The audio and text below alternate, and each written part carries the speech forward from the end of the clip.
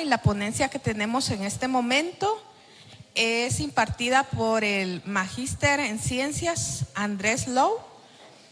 La temática es conjunto de datos tratados y modelos neuronales para la traducción automática de registros informales entre vernáculos de lenguas mayas y español. Esta conferencia es en línea y se empieza a transmitir desde este momento.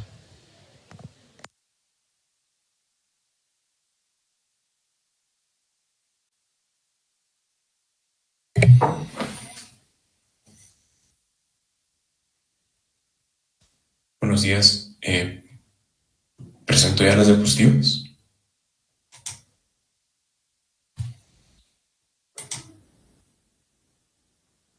Preguntaba si presento ya si comparto ya la diapositiva. ¿De acuerdo?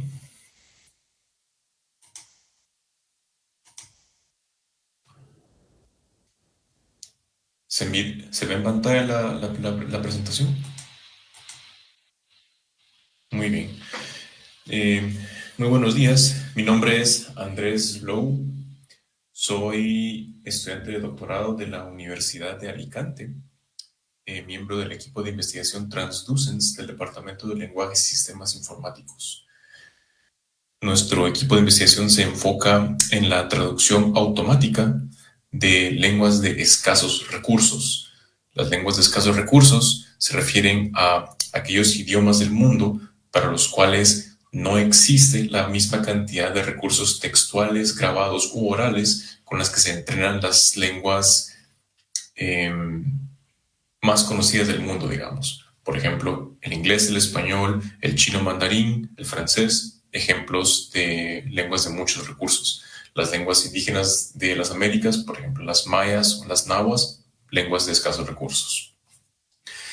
Voy a presentar este artículo que se titula en español Conjuntos de datos tratados y modelos neuronales para la traducción automática de registros informales entre los vernáculos de las lenguas mayas y el español, que fue presentado en la conferencia del capítulo de Norteamérica de la Asociación de Computación Lingüística 2024. Entonces, a ver, las lenguas mayas son una familia lingüística con una historia antigua, millones de hablantes y un inmenso valor cultural que, sin embargo, se mantienen severamente infrarrepresentadas en cuanto a recursos y exposición global.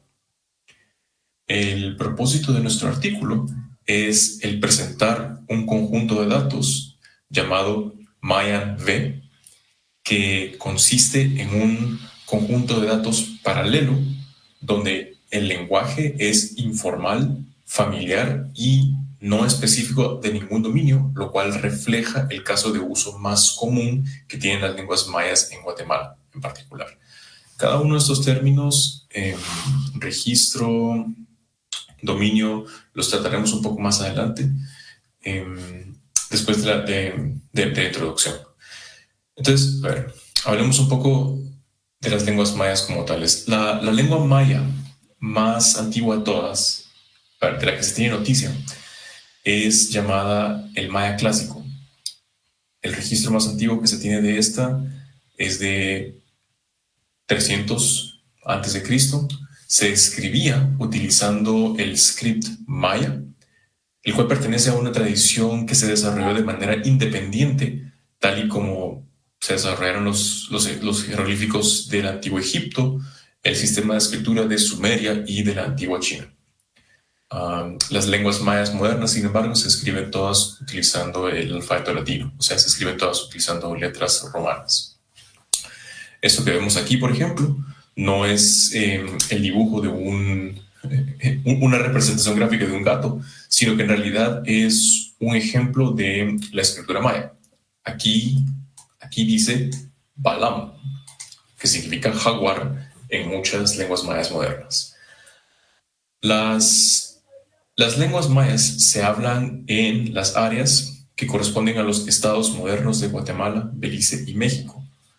hay alrededor de 30 lenguas mayas que se agrupan en 5 o 6 subgrupos dependiendo de la literatura. Y la mayoría de estos subgrupos y la mayoría de los hablantes se hallan hoy en día en Guatemala. Aprovecho para hacer la aclaración que cuando digo lengua maya, bueno, voy a estar utilizando los términos lengua e idioma de manera más o menos intercambiable porque en la lingüística actual, en la ciencia actual, nadie se suscribe a la convención de que hay una relación jerárquica entre lengua, idioma y dialecto. Es decir, el que un idioma se le llame lengua o se le llame dialecto no es una cuestión jerárquica, es una idea altamente política y anticuada que simplemente no tiene ni pies ni cabeza en la ciencia moderna. De la misma manera que decimos lenguas mayas, diremos lengua española, idiomas mayas, idioma español.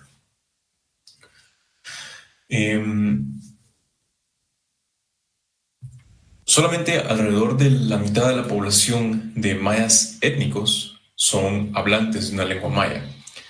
Tristemente, las lenguas mayas continúan asociándose a contextos sociales tales como el retraso, la ignorancia y la pobreza. El bilingüismo con el español es muy común, sin embargo no es uniforme a través de líneas geográficas, poblacionales y de género. Eso significa que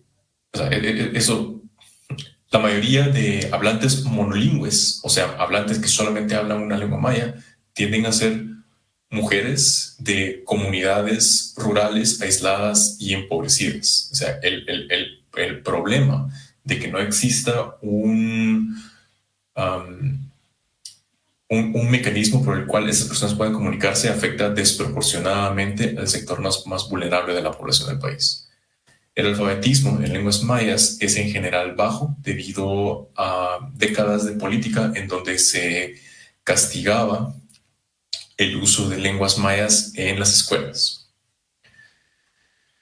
Entonces, nosotros nos enfocaremos en el desarrollo de nuestro objetivo es muy específico, nos enfocaremos en el desarrollo de un conjunto de datos paralelo entre un número de lenguas mayas y el español.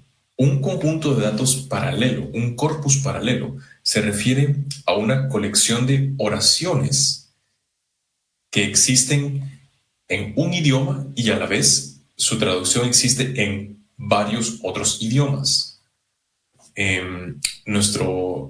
Nuestros conjuntos de datos fueron tomados de las publicaciones que ven aquí en pantalla, los llamados vocabularios, publicados todos por la Academia de Lenguas Mayas, y el diccionario celtal en línea, publicado por Polian en 2018. Colectivamente llamamos a estos documentos los vocabularios, y los vocabularios incluyen las lenguas que ven aquí en pantalla: el achí, el ahuacateco, el chuj, el itzá, el ixil, el caichí, el canjobal, el mam, el pocomam, el pocomchi, el quiché, el zipacapense, el tectiteco, celtal y el tzutujil. Me esforcé en pronunciar lo mejor que se podía cada uno de esos nombres. Me costó un montón. Espero que me haya salido bien.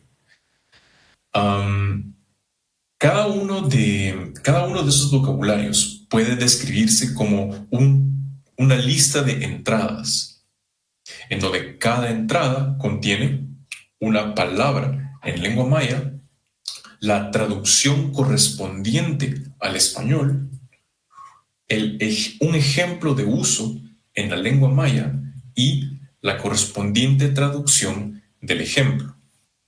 Estas dos últimas partes de cada entrada son la clave de la construcción de nuestro corpus paralelo, pues son, como pueden ver, un listado de frases en paralelo. Son la oración que dice algo en lengua maya y la correspondiente traducción. El proceso hay mucho que decir acerca del proceso de extracción de este contenido para cada uno de los documentos. Recuerden que cada uno de esos documentos contenían varios cientos de frases y cada uno de estos tuvo que extraerse a mano para cada una de las lenguas que manejamos. Fue un proceso largo, arduo, un poco complicado. Cada documento requería de su propia heurística para la extracción del texto. Y bueno, en realidad el procedimiento es bastante aburrido y sin embargo es el trabajo más importante que presentamos. Una vez hubimos terminado la extracción del texto, aquí presento unos cuantos números, podemos observar que podíamos contar el número de palabras en lengua maya para cada uno de los idiomas, el número de palabras en lengua española para cada uno de los idiomas y el número de oraciones, con lo cual podemos observar cosas como la longitud promedio de cada oración. En general, las oraciones son cortas, son de entre 6 y 10 palabras, lo cual no es ideal. Los sistemas de traducción automática modernos se benefician mucho de oraciones largas que proveen de contexto, de un contexto mucho más complejo. Sin embargo, trabajamos con lo que tenemos. Y en particular, se ha de notar que casi todos los idiomas contaban con entre 3 y 2,000 oraciones, y la notable excepción es el tzeltal, que pudimos tener alrededor de 20,000 oraciones con este. Y la razón por la cual el tzeltal fue un recurso tan rico se debe a que el diccionario tzeltal es un diccionario en línea. En lugar de practicar extracción de texto desde un PDF, que es muy laborioso, simplemente podíamos utilizar un crawler y extraer los datos desde el sitio web. La importancia de la facilidad y la calidad con la que extrajimos el texto del tzeltal se verá reflejada en los resultados que presentaré más adelante. Entonces, todo esto con tal de construir Mayan-V, que es un corpus paralelo de oraciones en lenguas mayas y español. El rasgo más importante, el más notable de Mayan-V es el dialecto y registro en el cual tanto las lenguas origen como meta fueron escritas. Es decir, tanto las lenguas mayas como el español fueron escritos en un cierto dialecto y registro. Sí, bueno, estoy ante una audiencia de estudiantes de lingüística, lo cual me hace pensar que no hace falta definir qué es un dialecto y qué es un registro. En todo caso, podemos decir rápidamente que dialecto se refiere a la variedad del idioma que una comunidad específica maneja, y el registro se refiere a, entre otras cosas, la formalidad con la que se maneja esta variedad. En Guatemala hablamos el dialecto guatemalteco del español, por ejemplo. Mucho del lenguaje en estos textos es informal, cotidiano y no es específico de ningún dominio. El que no sea específico de ningún dominio se refiere a que no pertenece a contextos técnicos, científicos, médicos, legales. No se trata de ninguno de esos contextos, de esos contextos en donde el lenguaje específico puede contrastarse con el lenguaje cotidiano que utilizamos para referirnos a las personas de nuestro alrededor. Mucho del español de estos textos, como yo mismo puedo constatar, yo soy oriundo de Guatemala, es vernáculo de Guatemala y el sur de México. Esto significa que el español que uno mira en estos documentos es claramente guatemalteco y mexicano, en contraposición a textos estándares que hallaríamos, por ejemplo, en un periódico internacional o en un sitio web internacional, en donde el español que se utilizaría sería uno que toda Latinoamérica y España entendería. Pero esta afirmación debe ser cuantificada porque no podemos tan solo aseverar que el dialecto es distinto. Así que una manera de cuantificar esta divergencia dialectal del español utilizado en los vocabularios respecto a un estándar internacional, bueno, para hacer eso llevamos a cabo lo mismo que propusieron Donoso y Sánchez en 2017. Utilizamos las frecuencias relativas de un conjunto de conceptos tomados del índice Barilex para medir la variación léxica entre dialectos contrastantes. ¿Qué significa esto? A ver, un ejemplo. Tomemos el concepto de la palabra, del término de un terremoto, que utilizaremos el término inglés earthquake. Este concepto se puede representar como un conjunto de sinónimos, ¿verdad? En donde cada uno de estos sinónimos se utiliza en diferente frecuencia dependiendo del dialecto en el que se halla. Por ejemplo, en Guatemala, el término temblor es sumamente común para referirse a un pequeño terremoto. Temblor de tierra también lo es. Terremoto, por supuesto que terremoto se refiere a terremoto, pero términos como remesón no son nada comunes, porque en nuestro dialecto ese sinónimo no es frecuente. En otros dialectos sí lo es.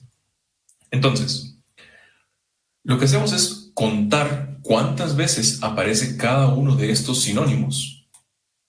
Los normalizamos de acuerdo al número de apariciones en total del concepto para obtener lo que llamaremos un vector de frecuencias. Así que este es el vector de frecuencias asociado al término, al concepto de earthquake para un cierto dialecto.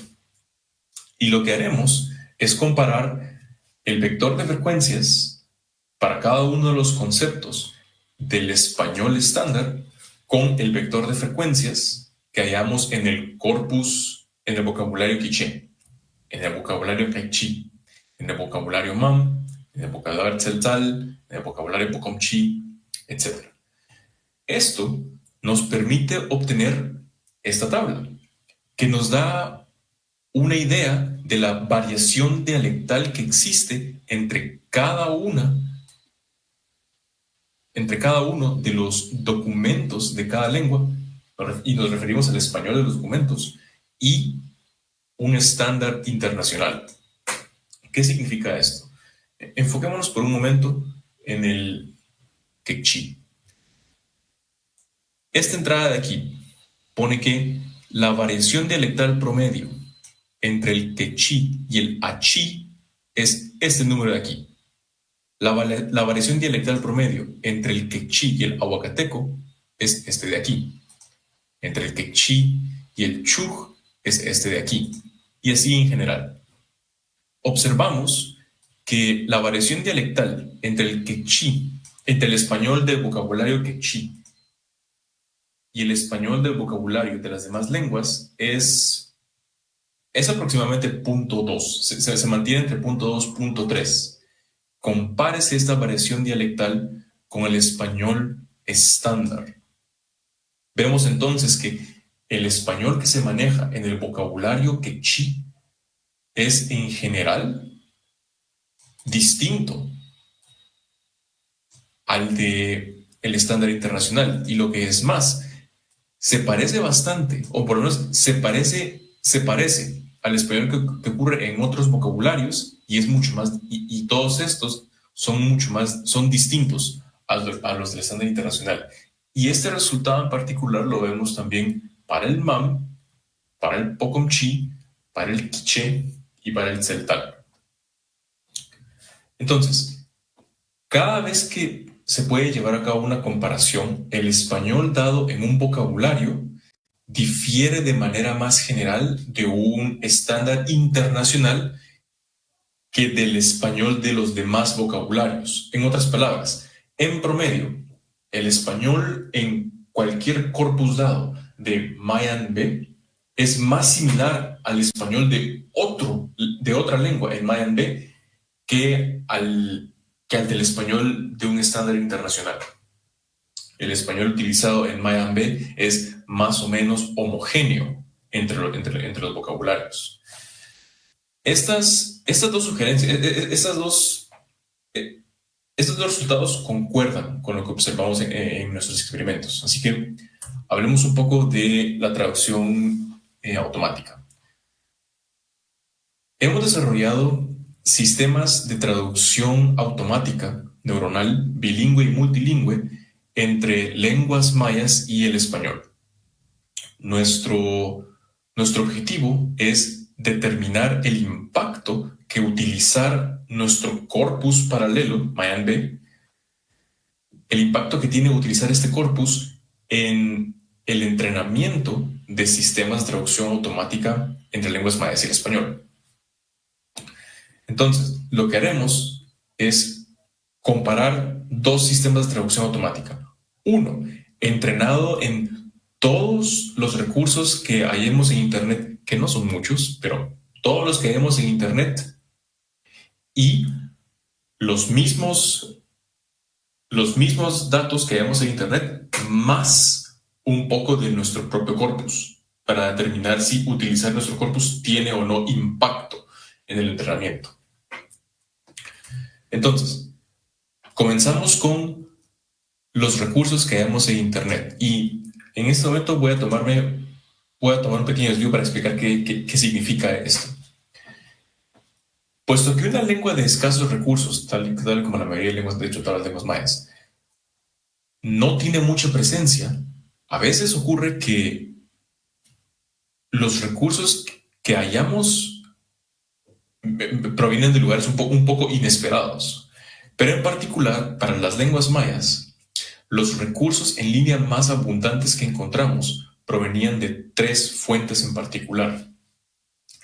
El sitio web de los Testigos de Jehová, que contiene una gran cantidad de texto escrito en lenguas mayas, la Biblia, que ha sido traducida a numerosísimas lenguas del mundo, incluidas varias lenguas mayas, y, curiosamente, las strings de traducción que utiliza la compañía Mozilla para el desarrollo de su navegador Firefox. Utilizar cada uno de estos tres recursos conlleva una serie de problemas. En particular, utilizar los textos de los Testigos de Jehová introduce un enorme sesgo ideológico en nuestro entrenamiento, porque, como cabe esperarse, los Testigos de Jehová tienen si bien no se trata de textos religiosos exclusivamente, la educación religiosa sí que es parte importante de estos textos. Idealmente, nuestros datos deberían tratar de mantenerse al margen de cualquier tipo de sesgo religioso o ideológico que pueda haber. De manera similar, más no idéntica, el utilizar la Biblia, además de el potencial sesgo religioso e ideológico que podría introducir, la Biblia como contexto, como dominio, no es adecuada para un sistema de traducción automático, porque si yo utilizo la Biblia para entrenar un sistema de traducción automático, eso quiere decir que mi computadora jamás verá contextos como el de un abogado o como el de un doctor en el sentido moderno, o como el de un aeropuerto, o como el de un tocadiscos, o como el de un MP3, o como cualquier cosa que haya ocurrido después de que se hubiera escrito el último libro de la Biblia. O sea, el contexto antiguo no puede extrapolarse a ningún tipo de contexto moderno en cuanto a traducción automática. Ese es un problema que introduce el uso de la Biblia. Y finalmente, el corpus de Mozilla, si bien sí cubre mucho del lenguaje y del contexto de una sociedad moderna, pues este se restringe a un contexto más o menos tecnológico. Entonces, un modelo entrenado con los datos de Mozilla tampoco puede tratar temas como el de cultura popular o literatura o música, porque simplemente no es pertinente. Pero estos son los datos con los que contamos, porque las lenguas de escasos recursos, pues ese es el problema inherente. Entonces, entrenaremos modelos de traducción automática utilizando estos datos de aquí y los validaremos y evaluaremos con los datos de nuestro corpus Mayan-B. Y una vez entrenado este modelo, repetiremos el experimento, pero esta vez añadiremos a los corpus iniciales un poco de nuestro corpus de Mayan-V. Y veremos qué tal desempeñan, volveremos a validar y a evaluar. Y los resultados los podemos ver en pantalla. ¿Qué significa esto? Aquí hay mucha información que debemos tratar pieza por pieza. Para empezar, los números están en una escala de 0 a 100.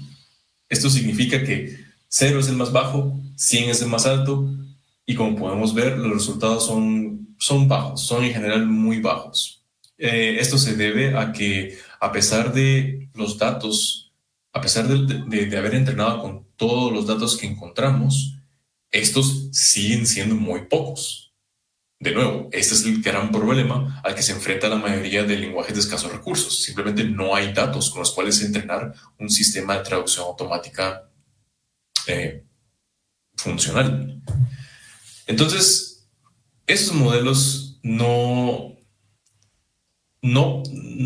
tienen un desempeño que pueda llamarles funcionales. Sin embargo, podemos observar que su desempeño no es 0. Eso significa que no es el caso que estén traduciendo nada. En general, sí hay un cierto desempeño que puede ser medible, y en algunos casos, en particular el del CELTAL, observamos que el resultado de hecho no es tan malo.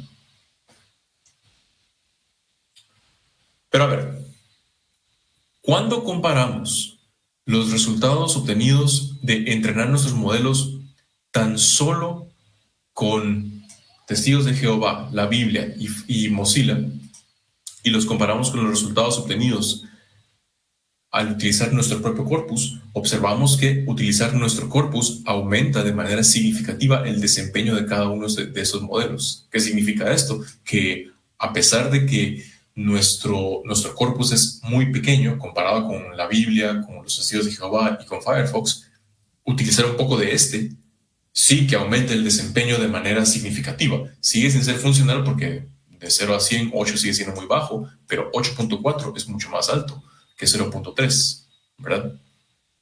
Y en algunos casos la mejora es simplemente es indiscutible. Esto ocurre tanto traduciendo de lengua maya a español como de español a lengua maya. Y una comparación muy interesante es también la de haber entrenado un modelo bilingüe y comparar el resultado con la de un modelo multilingüe. ¿Y qué significa eso? A la hora de entrenar un sistema de traducción automática tenemos en general dos opciones.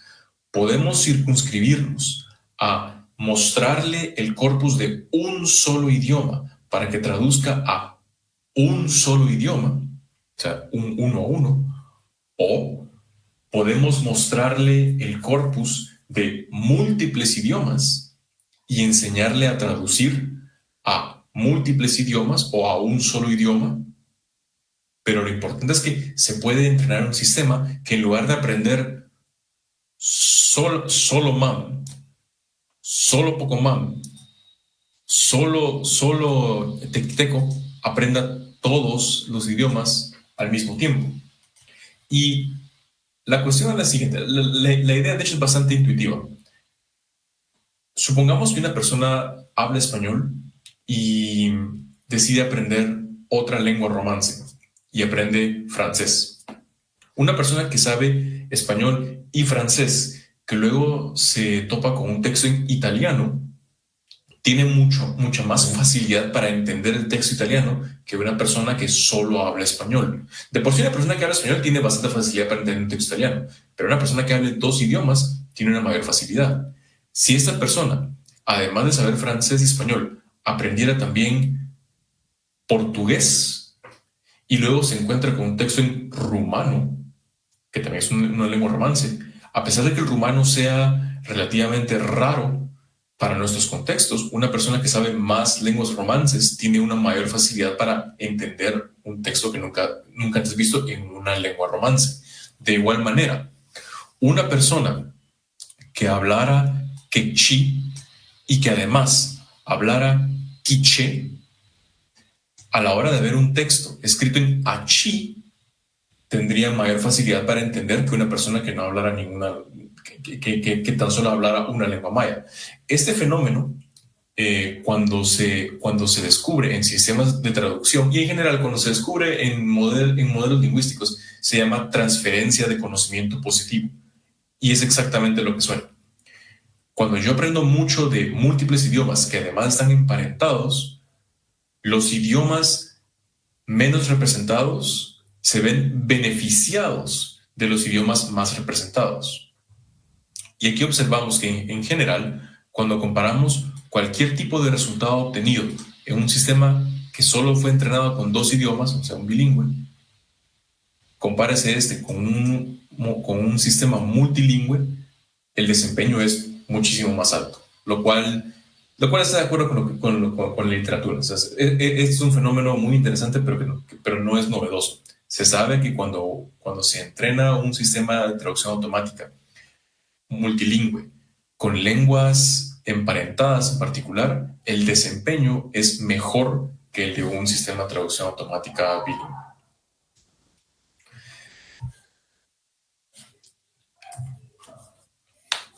Cuando repetimos este experimento con un modelo de lenguas preentrenado, repetimos, afinamos el modelo preentrenado con los datos de Testigos de Jehová, la Biblia y Firefox, y luego añadimos los datos de MayanB, observamos que el desempeño también aumenta de manera dramática. Esto es concordante con la tabla anterior. Y entonces, conclusiones. Lo que estamos haciendo es presentar un conjunto de datos paralelos entre varias lenguas mayas y el español utilizando el lenguaje informal, no específico, de ningún dominio específico y cotidiano. Esto es muy importante. Los sistemas bilingües y multilingües de línea base, o sea, los que se entrenaron sin MayanB, tienen un desempeño menor a aquellos que utilizan MayanB. Eso es muy importante. El utilizar MayanB es mucho mejor que no utilizarlo. Esto, junto al análisis de dialectos, al análisis dialectométrico de distancia dialectal que practicamos con anterioridad, sugiere, y esa es una conclusión muy importante, que la vasta mayoría de los recursos disponibles para entrenar sistemas de traducción automática para lenguas mayas no reflejan el uso que tienen estos en la población de maya hablantes. Entonces, esto es un problema porque de por sí ya sabemos que existen muy pocos recursos para las lenguas mayas en cuanto a textos y grabaciones para cualquier tipo de análisis lingüístico computacional. Pero encima, los que existen parecen no reflejar el lenguaje que los hablantes utilizan de verdad. No estamos seguros de qué clase de lenguaje, o sea, sabemos que se utilizan registros diferentes, tal vez más formales, pero eso simplemente no refleja el caso de uso de los hablantes mayas. Entonces, nuestro trabajo futuro se enfocará en, primero que todo, producir más documentos, más vocabularios para más lenguas. En Guatemala, como dijimos al principio, se hablan 22 lenguas mayas. En México se hablan otras 8. Y no fuimos capaces de extraer, por cuestiones de tiempo y disponibilidad, no fuimos capaces de extraer datos paralelos para todas estas lenguas. También queremos incrementar el involucramiento de las comunidades mismas para la producción de recursos. Queremos experimentar con modelos de lenguaje preentrenados y por supuesto que queremos utilizar los famosos Large Language Models que están que están de moda ahora mismo, o sea, cosas como ChatGPT, Llama, cosas por el estilo. La razón por la cual no podemos utilizarlas en ese momento es que ChatGPT funciona de maravilla para lenguas de muchos recursos como el español y el inglés. Es inservible para lenguas que no tienen presencia textual en el Internet, tal y como las lenguas mayas. Y sí, eso es todo. Muchísimas gracias por su atención.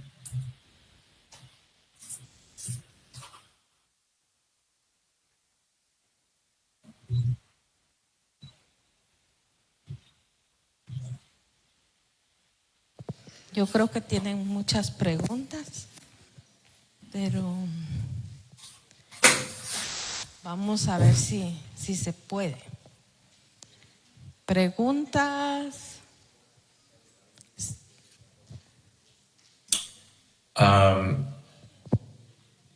La verdad es que no. Te escucho a vos perfectamente, pero a la audiencia es muy difícil. Tendrían que acercarse al micrófono para conversar. Ok, vamos a aquí una pregunta nada más. Buenos días. ¿Me escucha? Sí. ¿Me escucha? Sí, sí. Un poco bajo. Ver. Yo tengo alguna experiencia en traducción, más que todo de la Biblia, y hay un programa que se llama Paratext. Ese creo que está basado en un programa anterior llamado Survey. Perdón, no entiendo. Hay mucho eco y el sonido viene y va. Creo que lo mejor sería que las personas que quisieran hacer una pregunta se acercaran a la computadora. Sí, vamos a hacer algo. Hazme el favor de ir allá con Guache, con el licenciado Guache, porque creo que ahí es donde funcionaría, y por lo técnico solo será una pregunta. Perfectamente. Sí.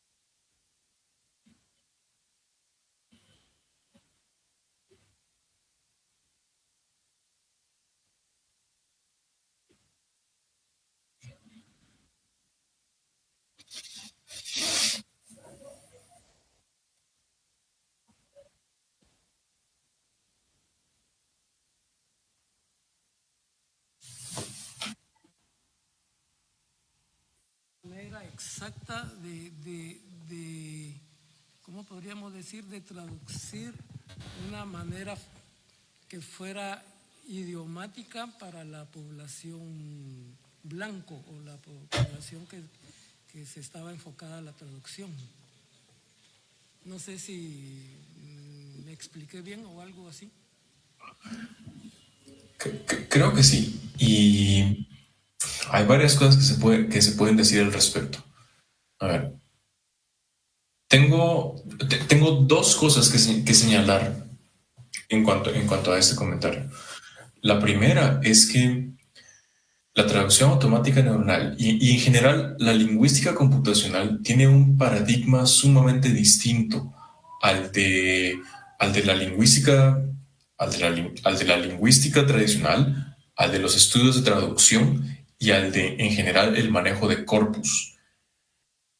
Entonces, mucha de la experiencia que nosotros, los lingüistas computacionales, recopilamos puede no ser, llamémosle, útil para el paradigma que se maneja en estudios de traducción.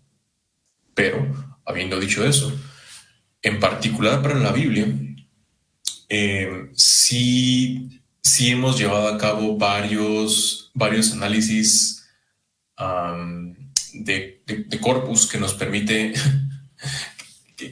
que nos permite señalar muchos problemas.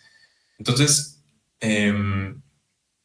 a ver, dejando por un lado lo que ya comentamos sobre el sesgo religioso e ideológico que introduciríamos si utilizáramos la Biblia como recurso,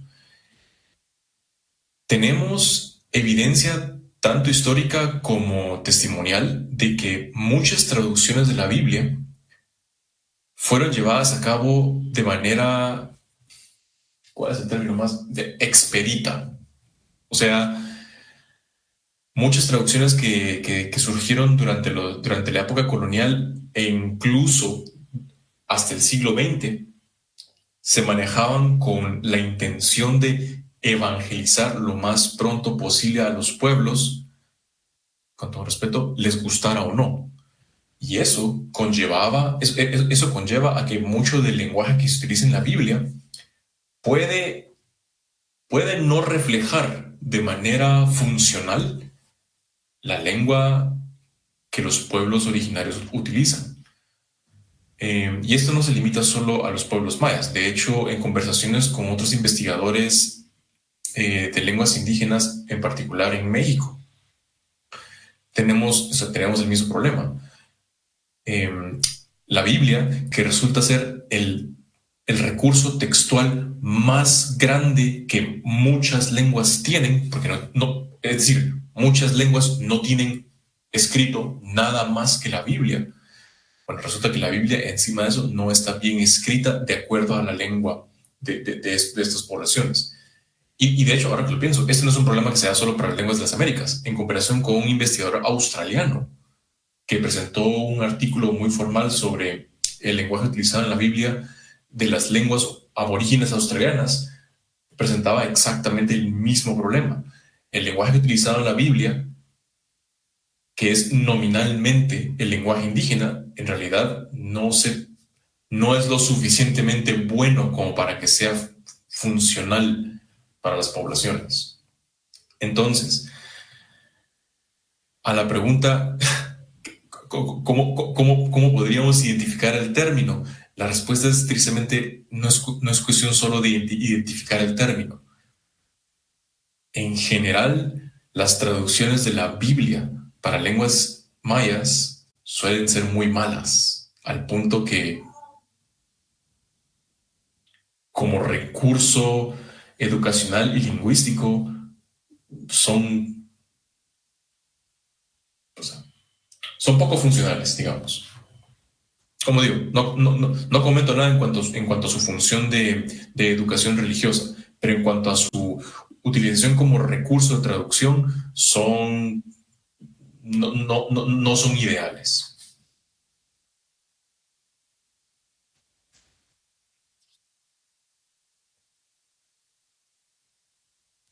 José Luis, yo creo que como ha costado un poquito, vamos a cerrarlo ahí. Dele las gracias de nuestra parte y que escuche el aplauso de las personas que estamos acá.